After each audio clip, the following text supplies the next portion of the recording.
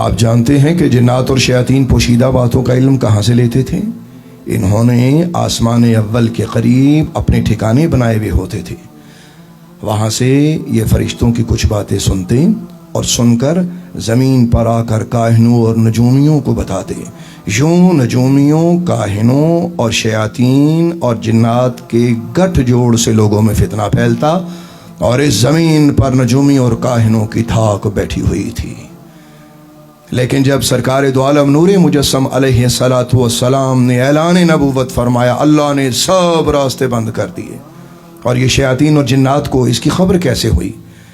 اپنے معمول کے مطابق شیاطین اور جنات آسمان اول کے قریب پہنچتے ہیں اور فرشتوں کی باتیں سننے کی کوشش کرتے ہیں۔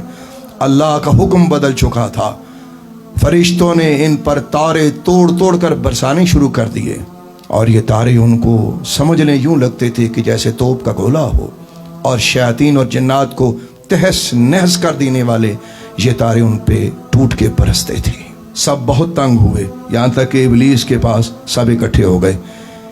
ابلیس نے جب یہ سارا ماجرا سنا، اس نے کہا کہ ایسا کرو، زمین پہ پھیل جاؤ، دریاؤں میں، صحراؤں میں، جنگلوں میں، ہر جگہ پہ، یہاں تک کہ شہروں میں، قریوں میں، ملکوں ہر جگہ پھیل جاؤ، ہر سو پھیل جاؤ، اور دیکھو کہ اس دنیا پہ کیا عجب ہوا ہے۔ کوئی نہ کوئی تو ایسی عجیب بات ہوئی ہے کہ جس کی وجہ سے یہ ہمارے سب راستے بند ہو گئے ہیں۔ جنات اور شیاطین اس زمین پہ پھیلتے گئے۔ آخر جنات کا ایک گروہ حجاز مقدس کی سرزمین میں داخل ہوا، اور چلتا چلتا جب عکاظ کے بازار میں پہنچا تو وہ جنوں کا گروہ کیا دیکھتا ہے کہ درختوں کے جھنڈ تلے ایک مقدس ہستی آگے کھڑی ہے، اور کچھ لوگ صف باندھے ان کے پیچھے کھڑے ہیں، اور وہ مقدس ہستی فجر کی نماز پڑھا رہے ہیں۔ اللہ اکبر! آپ جانتے ہیں کہ فجر کی نماز میں قرآن پاک جہر پڑھا جاتا ہے، بلند آواز سے پڑھا جاتا ہے۔ ان جنات نے جب حبیب خدا اشرف انبیاء صلی اللہ تبارک و تعالی علیہ وآلہ وسلم کی زیارت اس حال میں کی کہ رسول خدا خود قرآن پڑھ رہے ہوں، اللہ اللہ، کیا وقت ہوگا، کیا شان ہوگی، کیا حسین گھڑیاں ہوں گی کہ آج قرآن وہ پڑھ رہا ہے کہ جس پر خود اللہ نے قرآن اتارا ہے۔ کیا خوبصورت منظر ہوگا۔ جنات دھیان سے سنتے رہے۔ یوں جماعت ختم ہوئی، حضرت جبریل امی علی نبینا علیہ الصلاۃ والسلام سرکار دو عالم علیہ الصلاۃ والسلام پر ہی لے کے اتر آئے اور عرض کی، یا رسول اللہ، قل اوحی الی انہ استمع نفر من الجن فقالوا انا سمعنا قرآنا عجبا۔ اے حبیب کریم علیہ الصلاۃ والسلام، آپ ارشاد فرما دیجئے کہ مجھے وحی ہوئی ہے کہ جنات کے ایک گروہ نے مجھے کان لگا کر سنا ہے، اور وہ یہ کہتے ہیں کہ ہم نے ایک عجب قرآن سنا، یہدی الی الرشد فآمنا بہ ولن نشرک بربنا احدا، کہ بھلائی کی راہ بتاتا ہے تو ہم اس پر ایمان لائے اور ہم ہرگز کسی کو اپنے رب کا شریک نہ کریں گے۔ وَأَنَّهُ تَعَالَى جَدُّ رَبِّنَا مَا اتَّخَذَ صَاحِبَةً وَلَا وَلَدًا، اور یہ کہ ہمارے رب کی شان بہت بلند ہے، نہ اس نے عورت اختیار کی اور نہ بچہ۔ اے حبیب، یہ وحی آپ کے غلاموں کا حوصلہ بڑھائے گی، اور دشمنان اسلام و قرآن و دشمنان خدا و رسول کے منہ کالے ہو جائیں گے، اور ان کو یہ محسوس ہوگا کہ ہم نے اس حبیب کی دعوت کو قبول نہیں کیا، لیکن اللہ تبارک و تعالی نے اپنے حبیب کریم رؤوف رحیم علیہ السلام کی دعوت کو اتنا بلند کیا کہ جنات اور سرکش شیاطین نے بھی ان کی دعوت کے سامنے سر جھکا دیا ہے۔ تو میرے بھائیو، یوں دعوت کا سلسلہ چلتا رہا۔ سرکار دو عالم علیہ الصلاۃ والسلام بھٹکے ہوئے انسانوں اور بھٹکے ہوئے جنات اور شیاطین کو اللہ کا پیغام دیتے رہے۔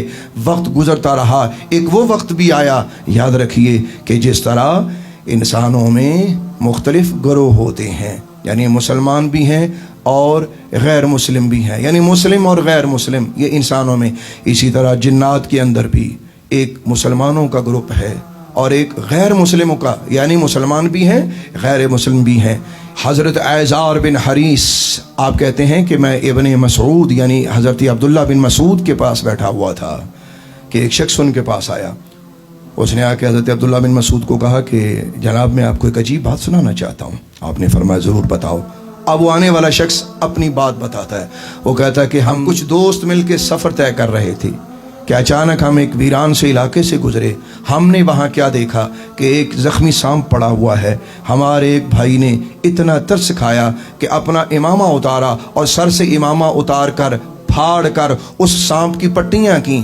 جس وقت ہم نے سانپ کی پٹیاں کیں اس وقت ہمیں لگ رہا تھا کہ شاید سانپ بچ جائے، لیکن ہمارے دیکھتے دیکھتے وہ سانپ دم توڑ گیا.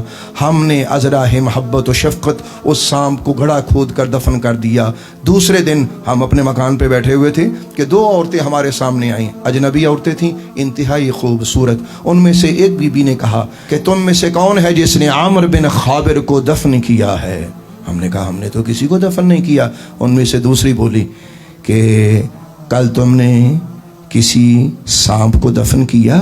تو ہم فوراً بول پڑے کہ جی ہاں، کل ایسے ایسے ہمیں رستے میں ایک زخمی سانپ ملا تھا تو ہم نے اسے بچانے کی کوشش کی، پٹیاں کی ہمارے بھائی نے اپنا امامہ اتار کے پھاڑ کے، تو لیکن اس کی زندگی نہ تھی.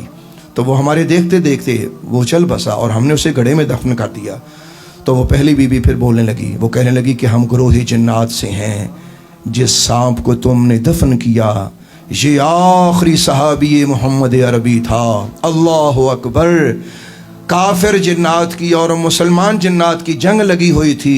یہ مسلمانوں کی طرف سے لڑ رہا تھا، یعنی جنات کے گروہ سے مسلمانوں کی طرف سے لڑ رہا تھا، اور لڑتے لڑتے زخمی ہوا کہ تم نے اسے وہاں پایا اور پھر وہ تمہارے سامنے جام شہادت نوش کر گیا. ہم تو تم سے اتنا پوچھنے آئی ہیں کہ تم بتاؤ تمہیں کیا چاہیے اس کے بدلے میں. ہم اس کے قبیلے کی خواتین ہیں، بتاؤ تمہیں کیا چاہیے.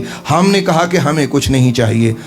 یہ کہہ کر وہ بیبیاں شکریہ ادا کر کے چلی گئیں. میرے بھائی اور بہنوں، آپ جانتے ہیں کہ جس صحابی رسول نے اپنا امامہ پھاڑ کر اس زخمی سانپ کے ارد گرد لپیٹا تھا، وہ صحابی کون تھے؟ ان کا نام ہے صفوان بن معطل. اور وہ جن صحابی کون تھا؟ آخری صحابی محمد عربی سرکار دو عالم نور مجسم علیہ الصلوۃ والسلام کا، ان کا نام تھا عمرو بن خابر. اللہ تعالیٰ رسول خدا کے غلاموں سے راضی ہو اور ہمیں نیکی کی توفیق دے، اور ہمیں بھی اپنے اللہ اور اس کے حبیب کریم علیہ السلام کے دین کی دعوت کو پھیلانے کی طاقت عطا فرمائے.